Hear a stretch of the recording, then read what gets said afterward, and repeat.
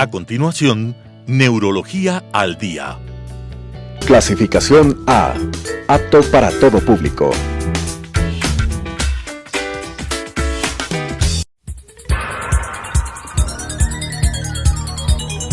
Las opiniones vertidas en este espacio por la producción y dirección del programa son de exclusiva responsabilidad de sus autores y de quienes intervienen en ellos. Telesucesos Canal 29 UHF presenta Neurología al Día, un programa que trata de afecciones del sistema nervioso con la conducción del doctor Ramiro Montenegro López. Neurología al Día. Muy buenas tardes, es un gusto saludarles a todos los televidentes de Telesucesos y les damos la bienvenida a un programa más de este conversatorio, de este programa que se denomina Neurología al Día. Hoy vamos a hablar de un tema sumamente importante, de un tema de enfermedades de los nervios, de los músculos, lo que denominamos enfermedades neuromusculares. Y en este programa tengo el privilegio, el gusto de presentar a un colega joven de la nueva generación, con una importante trayectoria y con un entrenamiento muy importante, especialmente en este tema de las enfermedades neuromusculares. Es el doctor Guillermo Suárez, con quien vamos a conversar durante este programa de este tipo de enfermedades. Normalmente la gente se pregunta, ¿de qué se ocupa la neurología? Valga la oportunidad para decirles que la neurología es una disciplina médica antiquísima, está en el conocimiento de la gente desde el inicio mismo de la humanidad. Recién por los años 1600 se utilizó el nombre de neurología para referirse a las enfermedades del sistema nervioso. En el caso de las enfermedades neuromusculares, hablamos de este tipo de patologías cuando hay afectación de alguno de los elementos de lo que denominamos la unidad motora. De manera que voy a comenzar dando la bienvenida al doctor Romero y quiero preguntarle que nos explique, y sobre todo para ustedes, ¿qué entendemos como una enfermedad neuromuscular y qué es esto de la unidad motora? Doctor Romero, por favor. Muchas gracias por la invitación, doctor Montenegro. Bueno, en realidad las enfermedades neuromusculares se enfocan básicamente en las estructuras que aparecen a partir de la neurona que se encuentra en la médula espinal. Si nos acordamos un poquito en la anatomía, la médula espinal tiene dos tipos principales de neuronas, una que es la motora, la que genera la fuerza, el movimiento, y otra que recibe la información de la sensibilidad. Entonces, estas enfermedades aparecen cuando hay una alteración, ya sea de la neurona motora, la que genera la fuerza, o de la que genera o donde recibe la sensibilidad. Si vamos un poquito más allá, esta neurona motora sale de la médula espinal, convirtiéndose primero en una especie de raíz por donde sale de la médula. Entonces las enfermedades que abarcan esta zona serán problemas de la raíz, que mucha gente quizás haya tenido en algún momento compresión de la raíz. Luego, más allá, las enfermedades que van hacia los nervios periféricos, es decir, cuando la cola de la neurona se proyecta hacia un músculo, este es un nervio periférico, y aquí las enfermedades son las famosas neuropatías. Luego está el nervio que se une al músculo, y entre esa unión existen las enfermedades que se generan por la alteración en este sistema, y son las enfermedades de la unión neuromuscular. Y posteriormente tenemos el efector o el músculo, que es el órgano encargado de generar la fuerza y darnos la movilidad. Y aquí las enfermedades musculares, ¿no es cierto?, que propiamente como por ejemplo enfermedades de Duchenne. Entonces, las enfermedades neuromusculares comprenden todo este contexto, este trayecto desde la neurona donde se genera hasta el músculo. Muy bien, entonces es oportuno aclarar y hacerles conocer que la neurología es una disciplina médica, una especialidad médica que se ocupa no solamente de las enfermedades del cerebro, de la médula, del cerebelo, sino que también se ocupa de los nervios periféricos, de estos cables que tenemos distribuidos por todo el cuerpo y que nos permiten ejercer el movimiento o recibir los estímulos desde la periferia a través de los organelos de la sensibilidad. Pero también un campo del que se preocupa o del que se ocupa la neurología son los músculos, y frecuentemente la gente no sabe a quién dirigirse cuando está con una enfermedad muscular, cuando hay dolores, cuando hay adelgazamiento de los músculos. Es muy frecuente escuchar a la gente que dice que al fulanito se le están secando los músculos, que se le están secando las manos o los brazos.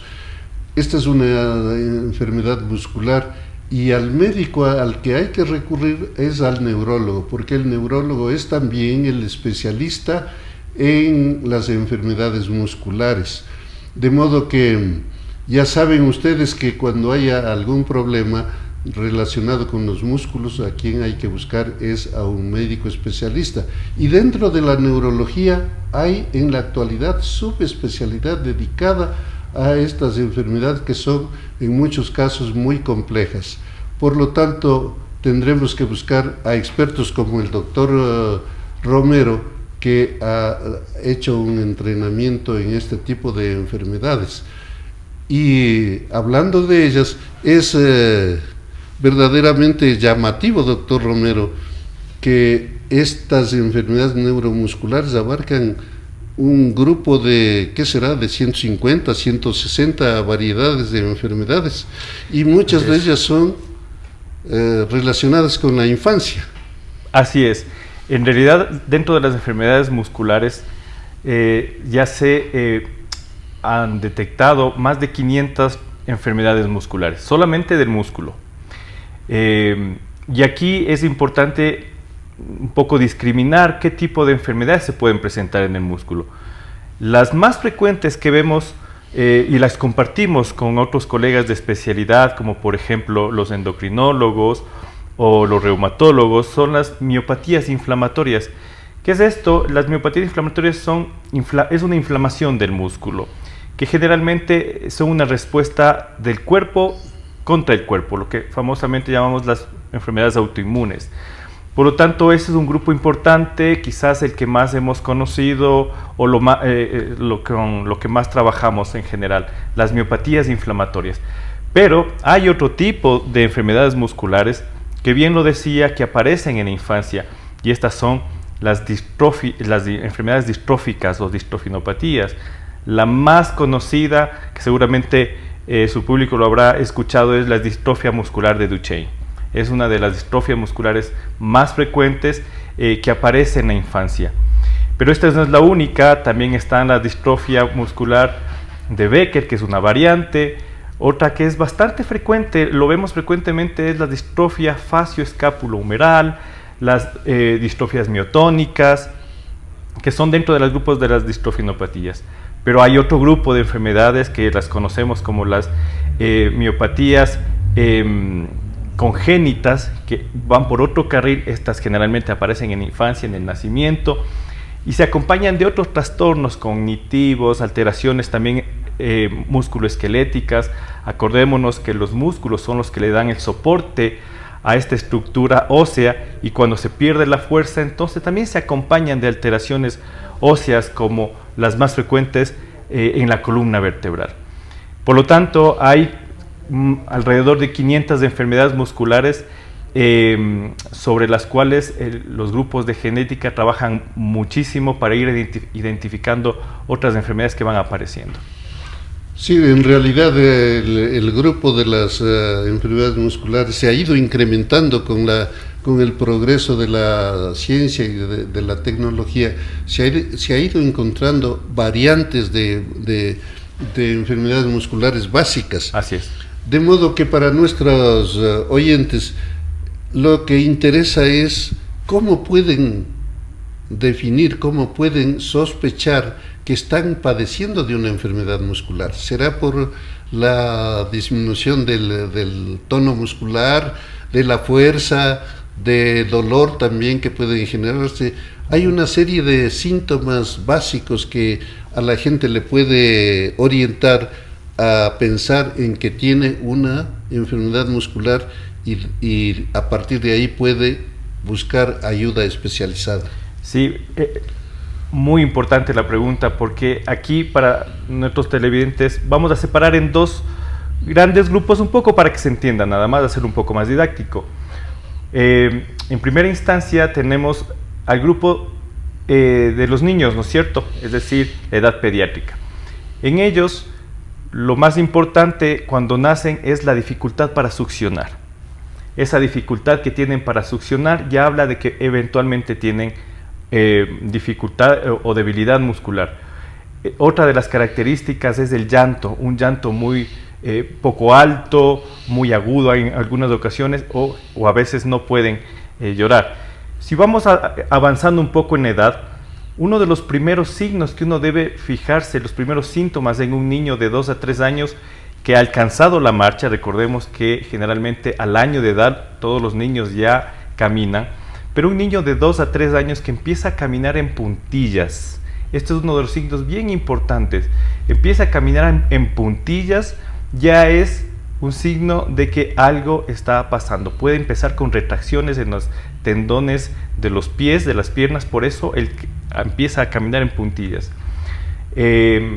Otro signo importante es cuando los niños que antes corrían ya dejan de correr, corren menos distancia, se cansan más rápido, o simplemente uno nota que empiezan a subir las escaleras simplemente apoyando o poniendo una manito en una, puede ser en la pared o en un pasamanos, sin notar claramente que hay dificultad. Pero este movimiento reiterativo de sostenerse de un peldaño, esto nos puede hacer pensar en que ya hay algo de dificultad muscular.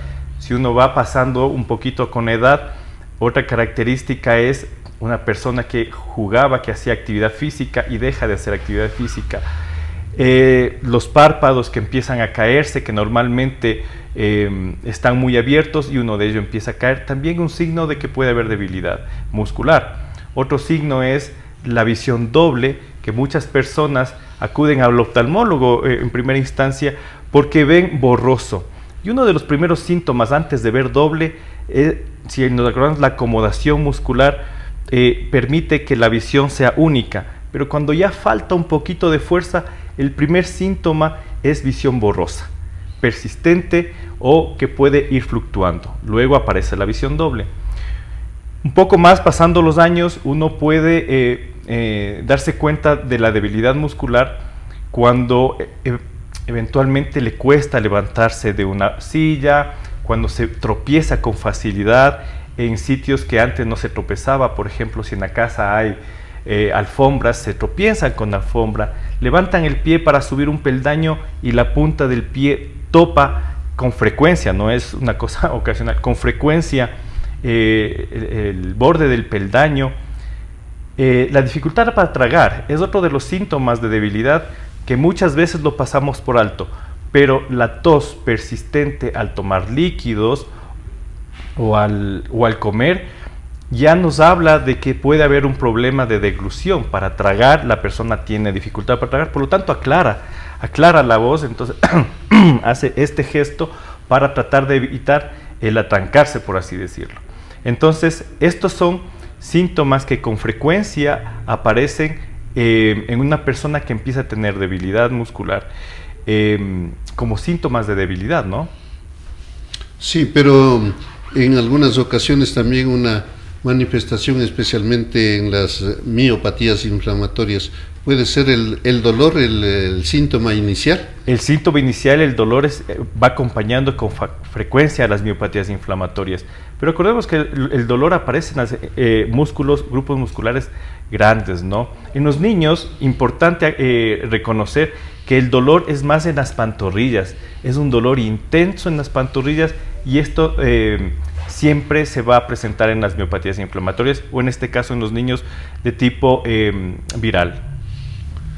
Y hay que tener presente también algunas variaciones, digamos, en el tema del grosor de los músculos, en el desarrollo de los músculos. En la gran mayoría de miopatías, el problema es el adelgazamiento progresivo, la atrofia muscular.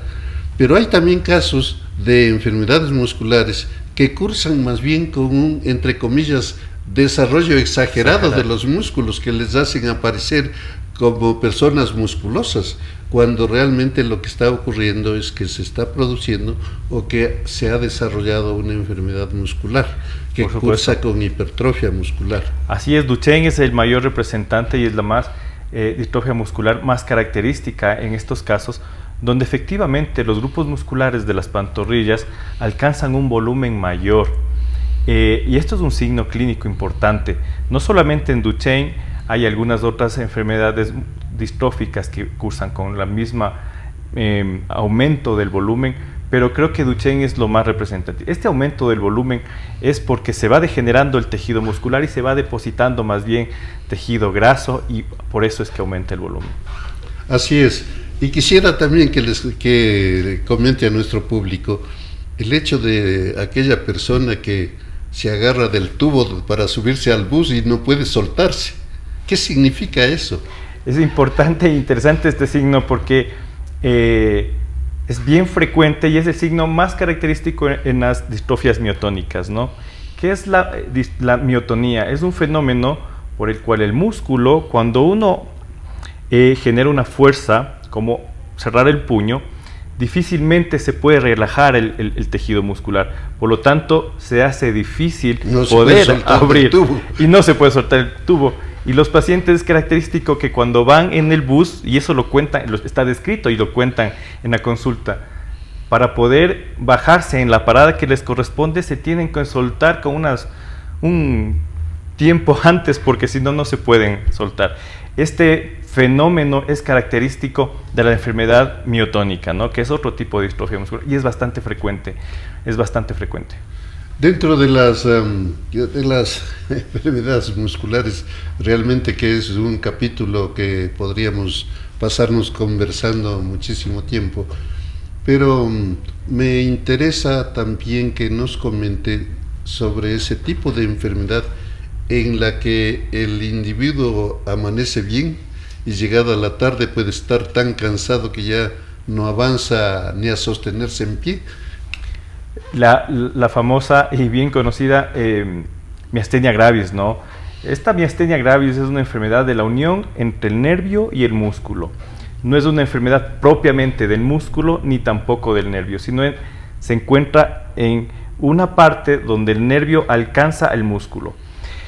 Y esta enfermedad se caracteriza justamente por esto que comenta el doctor Montenegro. La persona despierta con fuerza muscular normal, pero en el transcurso de las horas incluso puede ir perdiendo la fuerza.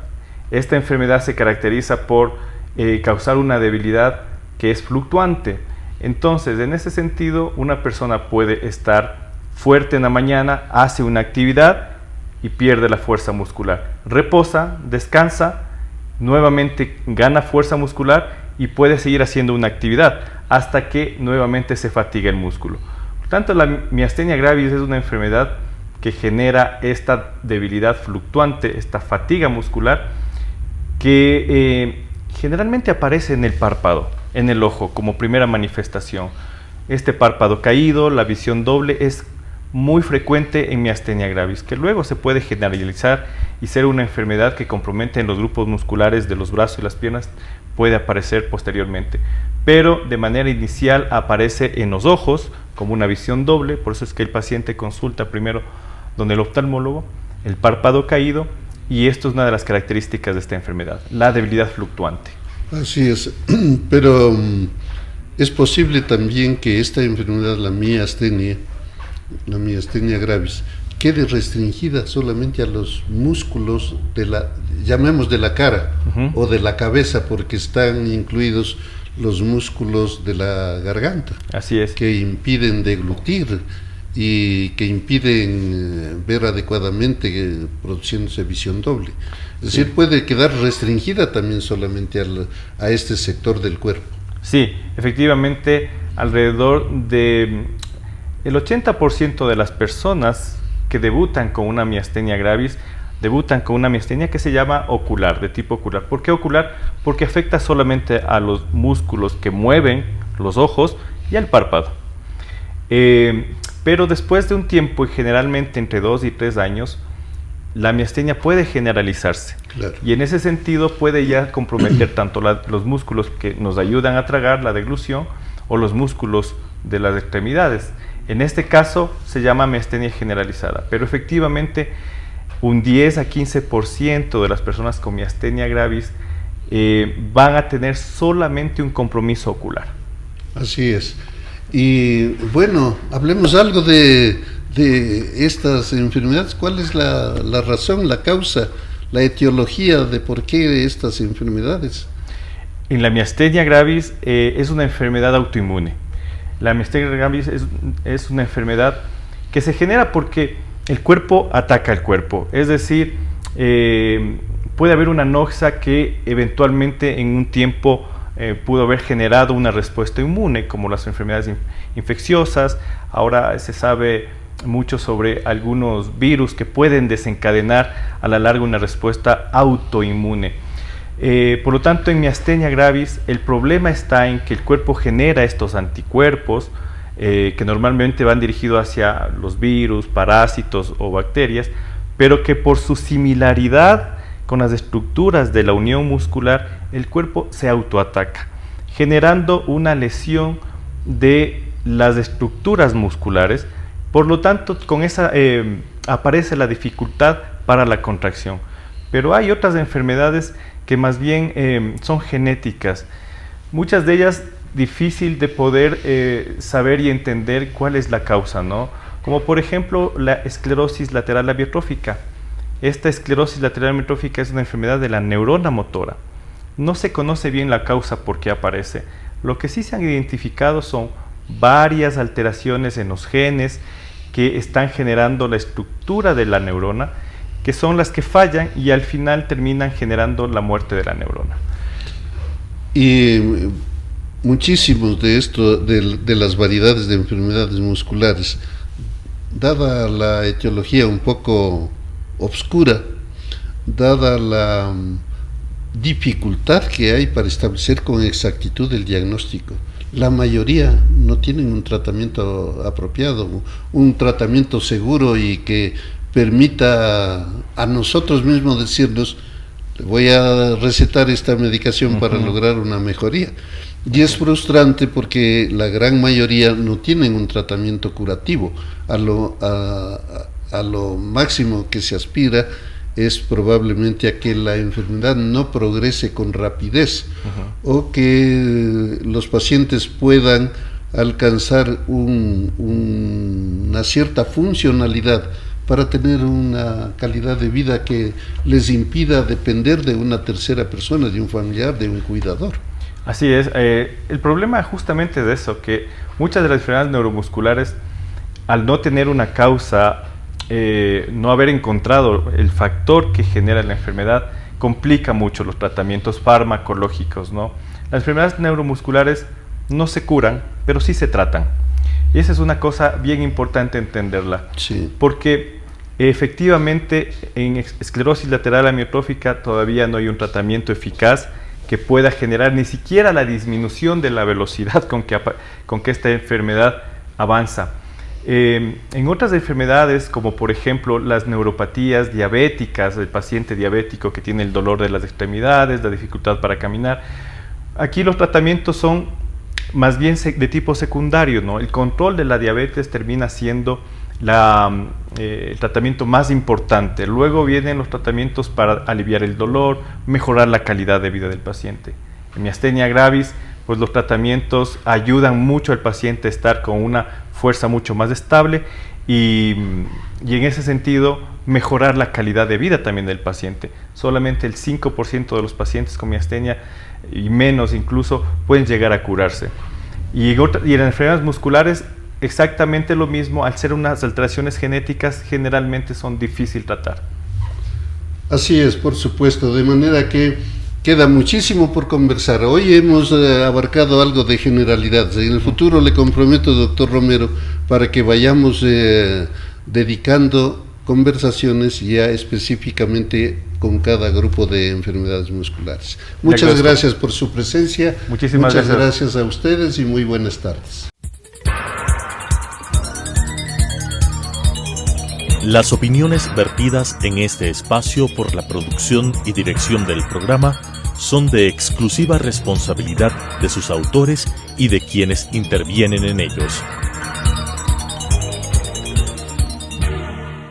Telesucesos Canal 29 UHF presentó Neurología al Día, un programa que trata de afecciones del sistema nervioso con la conducción del doctor Ramiro Montenegro López. Neurología al Día.